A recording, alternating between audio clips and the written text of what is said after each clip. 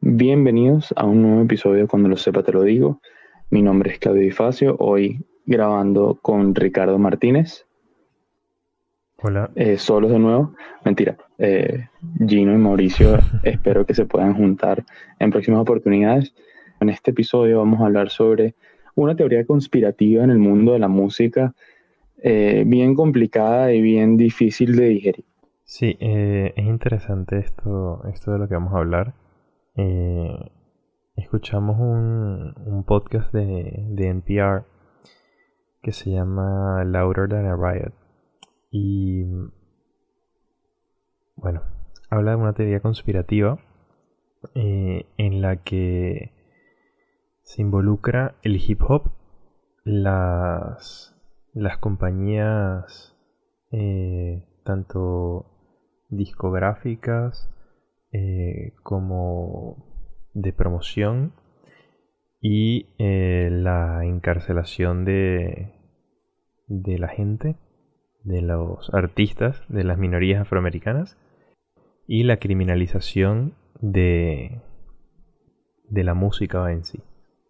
Aparte es un tema no largo, sino que abarca un gran periodo de tiempo, digamos desde los 90 cuando empezó el rap gangster, el gangster rap, hasta ahora el asesinato de George Floyd y los movimientos de Black Lives Matter. Cosas que ninguno de los dos es experto, pero nos llamó mucho la atención, entonces decidimos tratar de conversar un poco y analizar de qué se trata todo este asunto. Exacto. O sea, a ver, ninguno de los dos es experto, pero tú eres el que más domina de este tema. Porque escucho el género, más o menos.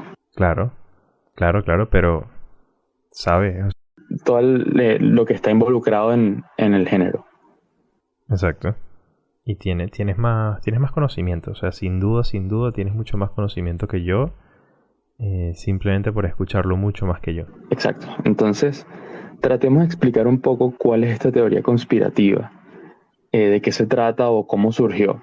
Lo que tengo entendido Ujú. es que empezó como una carta que alguien envió de manera anónima a un blog musical, si no me equivoco, que hablaba sobre una reunión que tuvieron las compañías de música con las compañías encargadas de manejar las cárceles en los Estados Unidos, Exactamente. en la que se discutía la posibilidad de utilizar a la música urbana de los Estados Unidos, es decir, el rap y el hip hop, para incitar la violencia, incitar la criminalidad, para que las personas cometieran esos crímenes, meterlas presas y que las cárceles o esas compañías que manejan las cárceles pudieran hacer más dinero. Básicamente es la teoría que se maneja en este episodio de Louder Than a Riot. Sí, básicamente la historia es súper tranquila y súper normal de algo que podría pasar todos los días. O sea, es que me parece una cosa súper intensa. Súper, súper. Porque el gangsta rap aparece en los 90 y todo el tema de encarcelación de las minorías afroamericanas en Estados Unidos empieza a subir mucho a finales de los 80 mediados, cuando Reagan empieza su campaña, la guerra contra las drogas. Exacto. ¿Por qué los encarcelan a ellos? Porque al ser minorías viven en lugares pobres, en lugares donde no hay muchos recursos económicos ni educación, entonces la gente es más propensa a caer en drogas. Cuando caes en drogas y tienes un gobierno o una política totalmente antidrogas donde meten preso a cualquiera solo por tener posesión o por vender o lo que sea, ya ahí empieza la crisis carcelaria de las minorías. Exactamente. Y bueno, entrando directamente en... A ver, es que se hablan de muchas cosas. Si hablamos de por ejemplo, la encarcelación y de como que la causa directa que se pone a colación de todo esto. Se dice, bueno, supuestamente esto es una causa directa de las encarcelaciones. Es lo que buscaba el gobierno de Reagan.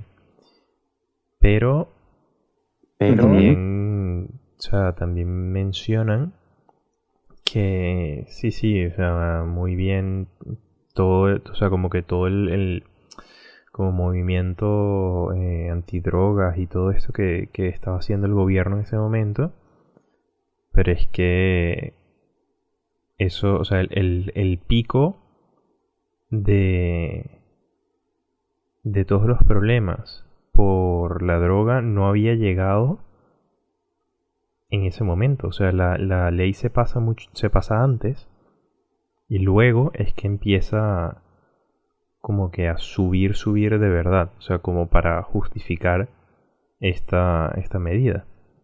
Cosa que tú piensas que es un poco extraña, ¿no? O sea, lo hacen como mucho antes de que en verdad suceda, sin tampoco ser como que una cosa que se veía y que era inminente.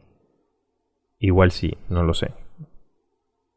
A ver, todo empieza después de los riots, hablando de la Louder Riot, los riots de Los Ángeles, en donde hubo protestas y ¿cómo se llama? Vandalismo y cosas bien fuertes de violencia en contra de la brutalidad policíaca en el momento. Ahí es cuando empieza el gangsta rap o los raperos clásicos, digamos como NWA o esa gente Snoop Dogg que empieza en los finales de los 80, en los 90 y empiezan a rapear sobre cosas ilegales, drogas, robar gente, matar gente, etcétera, etcétera.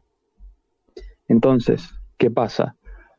Esta gente empieza a rapear sobre eso porque el rap y el hip hop cuenta, o los artistas del rap y hip hop tratan de contar su realidad. Entonces, como eran gente pobre o gente que vivía alrededor de violencia, hacían esas cosas, robaban gente, mataban gente, vendían drogas, etc.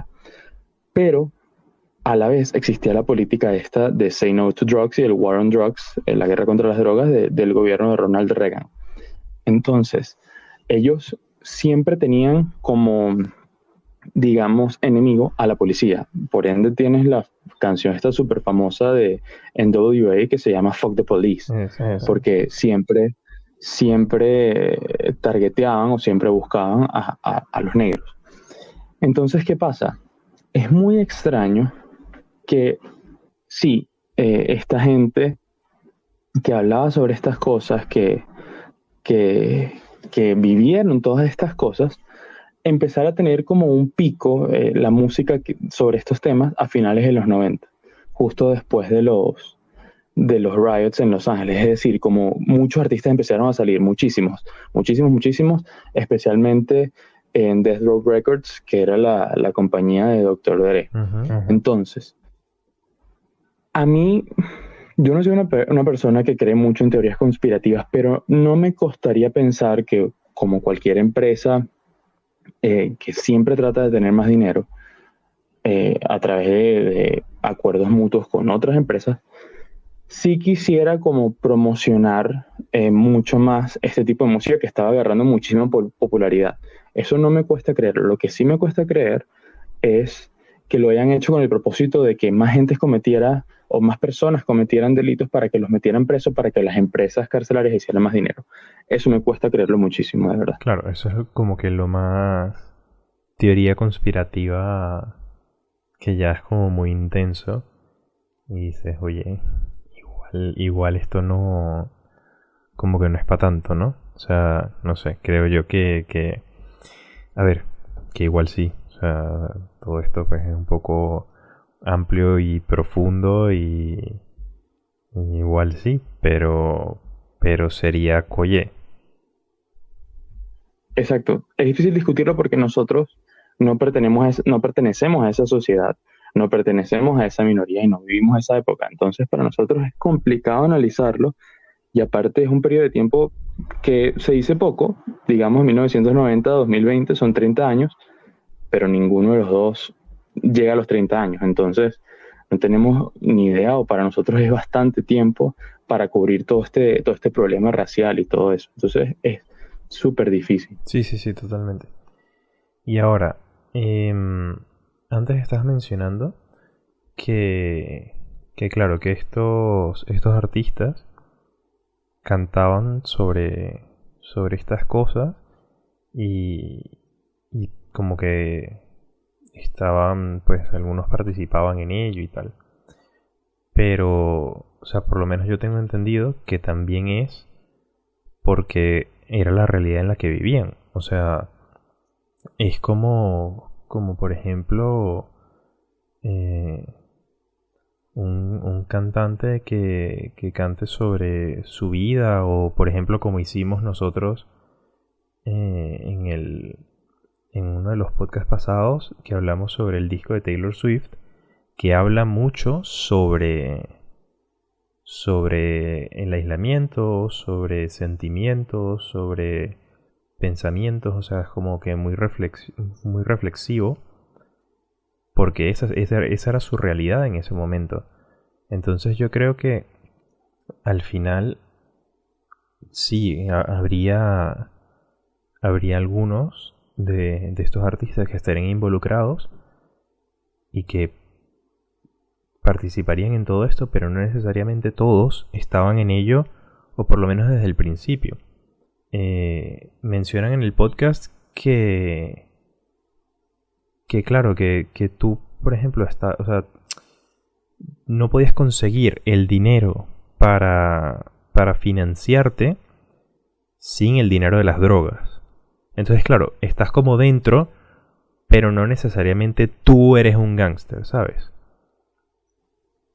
Sí, pero tienes que conocer a una persona que sea capaz de darte el dinero para crear una disquera o producir un disco. Y probablemente esa persona en esa época, para el tipo de música que se estaba haciendo, estaba metida en ese mundo.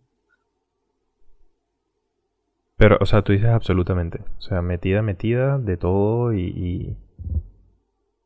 Directa o indirectamente, porque para una persona en Estados Unidos, sabes, todo el tema financiero allá y Sí, cómo funcionan los sí. bancos. Una persona de bajos recursos, digamos un Snoop Dogg, que viene de Compton, un barrio muy peligroso en Los Ángeles, no me lo imagino llegando a un banco pidiendo un préstamo para hacer su disco. Es muy complicado porque probablemente se lo hubiesen negado. Lo más probable es que se hubiese acercado a una persona como, no sé, Doctor Dre, que conocía a la gente alrededor como Eazy-E, que vendía cocaína en Los Ángeles, y era rapero y era parte de NWA. Entonces, directa o indirectamente, tienes que estar cerca de eso para, para poder, digamos, en ese momento surgir como artista o empezar a hacer tu música. Lo que a mí me impresionó, que algo que yo no sabía, es que existe la policía Sí, del hip hop, policía encargada de sí, sí, monitorear sí. a artistas Sí, urbanos famosos sí, a sí, ver sí. si realmente están cometiendo crímenes o no, cosa que a mí me voló la cabeza. Yo Eso no me tenía pareció idea que súper eso existía. fuerte. Eso me pareció súper fuerte. Y de hecho me recordó a lo que hablábamos en el episodio de Lennon, en el que, ¿sabes? Lo tenían, el FBI lo tenía perseguido y lo tenían siempre, pues, con escuchas y todo, porque era un sujeto, por decirlo entre comillas, peligroso. Entonces, claro, esto es más o Pero menos lo diferente, mismo. más o menos, pero es diferente porque Lennon era como una persona revolucionaria que tenía ideas muy extremistas en cuanto a cómo se tenían que hacer las cosas, pero él solo las divulgaba. Los raperos probablemente de la época, pues probablemente si rapeaban de haber matado a alguien, Mm, les creo, me explico, o de mm. usar drogas y eso. Entonces, que exista el hip hop police y que hayan, ¿cómo se llama?, cancelado conciertos o presentaciones, porque se supone que si esa persona se va a presentar en un concierto, hay altas posibilidades de que su música incite a la violencia, me parece una locura.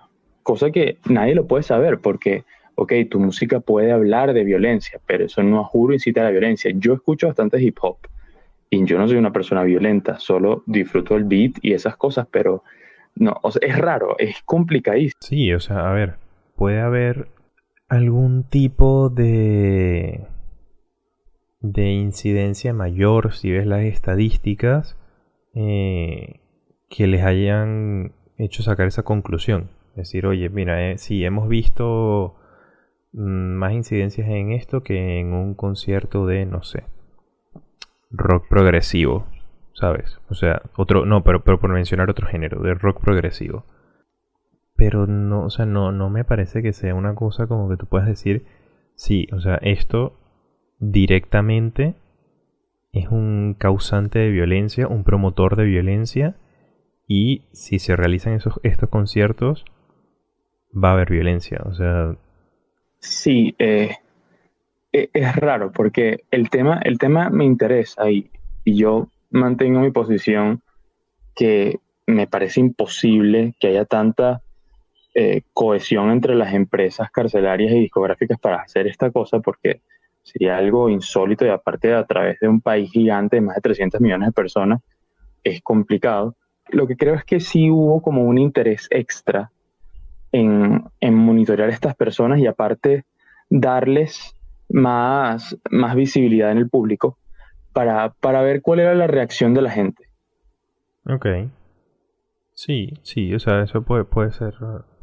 Porque, ok, yo puedo entender que se hizo como un grupo policial o federal o de investigación de estos artistas, que yo creo que no lo hicieron simplemente pensando como que, bueno, esta persona canta sobre matar gente, entonces hay que tener cuidado porque él probablemente vaya a matar a una persona en su concierto o va a haber una muerte en su concierto, sino que, como tú dices, debe haber algún tipo de estadística o de demográfica específica que ellos están targeteando para tener cuidado o para no generar violencia.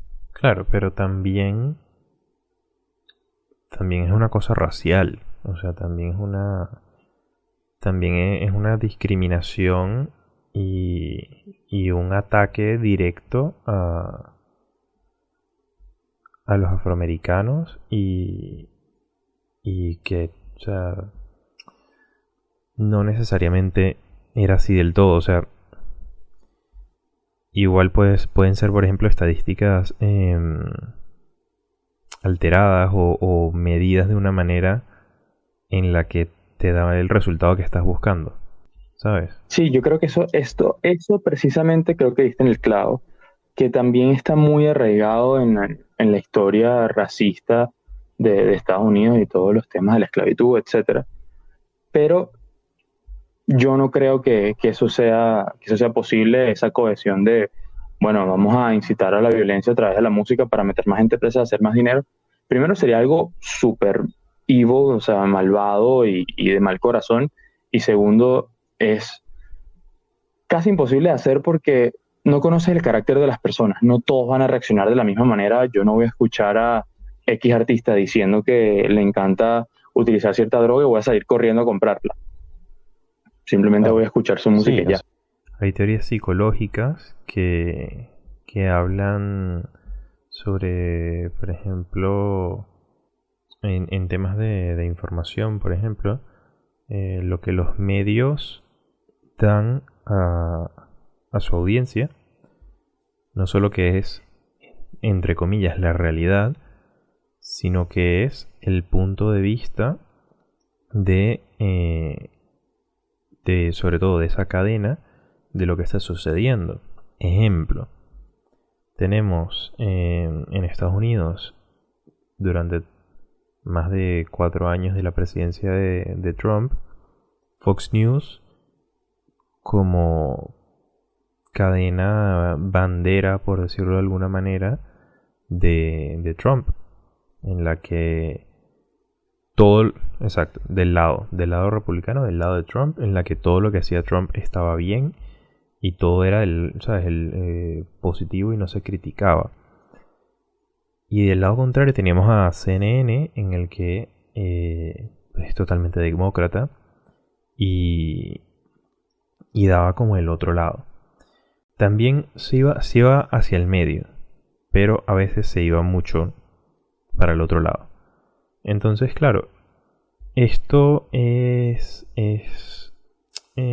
como que parte de lo que te digo de si tú eres una persona que solamente ve Fox News o que solamente ve CNN, estás viendo un lado de la moneda, que es lo mismo eh, que este caso. Si tú dices que esta gente es así y, y vas como directamente, haces como un perfil y este perfil es el que se empieza a seguir desde la policía, pues yo entiendo perfectamente que se pueda criminalizar mucho más sin mucho más pensamiento, o sea, como o reflexión de la que habría normalmente. O sea, porque si simplemente fuese un caso, que tú pones un caso y dices, ah, mira, eso igual está pasando, no es lo mismo a que si se hace ese perfil, se pone como esa información y dices, vale, pues esta gente está haciendo esto y tenemos que, que actuar. Cosa que sucedió lo de las encarcelaciones y el ataque a la comunidad afroamericana que, bueno, a ver, que ha sido durante muchísimo tiempo. Eso me lleva a lo que hice en el podcast, que es una frase de Martin Luther King Jr., que dice, en inglés dice, un revuelto, un riot, es el lenguaje de los inauditos o de las personas que no son escuchadas.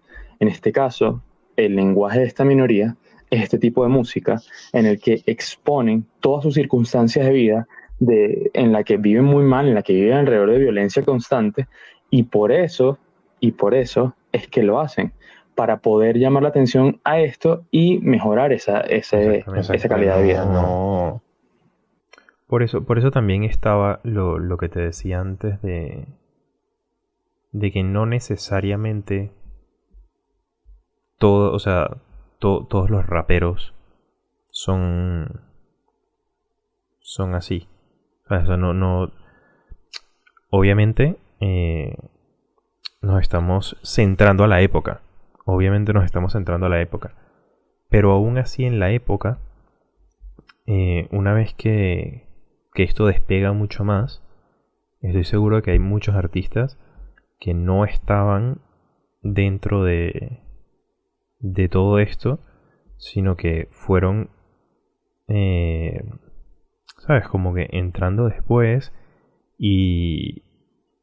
Exacto. Pero una vez que nace de la manera que nace, porque nace así como ya hemos dicho.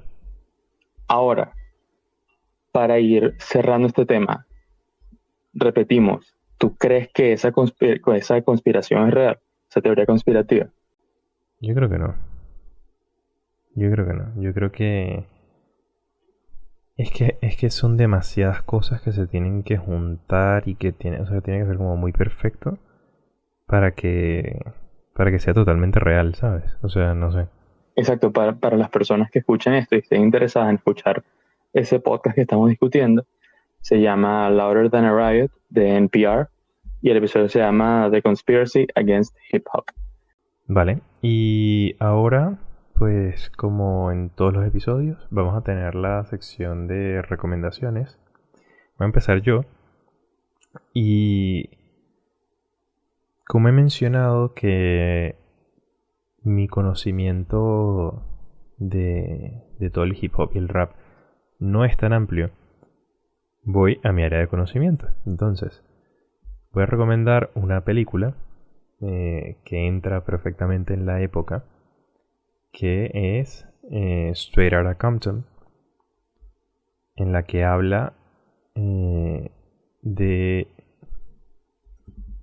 Exactamente, o sea, está como perfectamente eh, metido en el periodo histórico de la banda, del tipo de música y cómo funcionaba todo esto. Yo voy a recomendar, este episodio ha sido bastante heavy, voy a recomendar un documental de Netflix que se llama The Defiant Ones. Ahí se habla de la historia de Jimmy Iovine, un productor neoyorquino que en los 60, 70 trabajó con Lennon, Bruce Springsteen, la cantante de Fleetwood Mac, se me escapa su nombre ahorita, Y en los 90 fue, ¿cómo se llama?, alejándose de eso y se metió mucho en el hip hop. Se alió con Dr. Dre, compró Death Row Records, la disquera de Dr. Dre con Suge Knight, vivió toda la época del gangsta rap en donde, un pequeño spoiler, él decía que tenía que salir de su casa con un chaleco antibalas, porque vivía en Los Ángeles y era complicada toda esa época de mucha tensión, no con la policía, pero aparte también entre los músicos. Y luego toda la historia de ellos dos, cómo se juntaron, se hicieron socios y bueno, hicieron muchas cosas impresionantes. Creo que vale la pena verlo y es muy, muy interesante todo lo que esas dos personas Suena pasaron, Jimmy interesante. Iovine y Dr. Dre. Sí, sí, sí, lo es y es un muy, muy, muy, muy buen documental que vale la pena verlo. Espero que se haya entendido un poco lo que hablamos hoy. Nosotros no manejamos el tema a la perfección, simplemente nos pareció algo muy interesante para discutirlo y ver hasta dónde podíamos llevar esto, el análisis y ver, ¿cómo se llama? Algo diferente. Esperemos que el próximo episodio o algo así sea un poco más light, Sí, sí, porque va esto a tener que hacerlo, es va a muy tener que intenso. hacerlo. Nos vamos a calmar un poquito y vamos a hablar de algo más tranquilo. Sí, entonces, bueno, creo que lo dejamos hasta aquí. Hasta la próxima. Yo soy Claudio Difacio con Ricardo Martínez. Muchas Cuando lo sepa, te lo gracias, digo. chao.